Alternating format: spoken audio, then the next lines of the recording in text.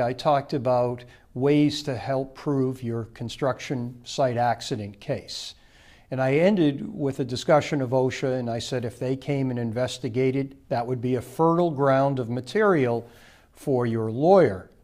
But there are circumstances, in fact many, where even in a serious accident, although the law is changing, OSHA will not come to investigate for whatever reasons. However, I suggest that any thorough lawyer should do a full OSHA search, which is readily available online, and look for violations in the past of any general contractor or the subcontractor. And that subcontractor could be the injured victim's employer, and thereby that subcontractor cannot be sued in tort.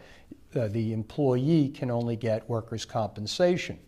So OSHA, given that everything is online, will give you a detail of prior violations of the companies that you are looking very carefully at for a history of problems. Now, in the past, I've blogged about how certain things are not admissible and other things might be admissible.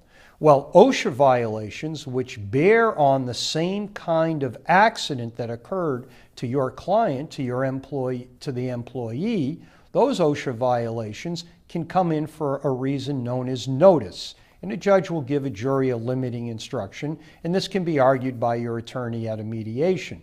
But the idea that there may have been prior violations, that is before the time of your client's accident, violations that were handed out, meted out to one of the important players in a construction accident site is very, very important, because the argument will be they knew that such and such a thing, say fall protection, was very important, and they were cited for failure to have proper fall protection in accordance with an OSHA provision. Indeed, say they were even fined, and yet they did nothing to benefit from that problem, to benefit from that violation.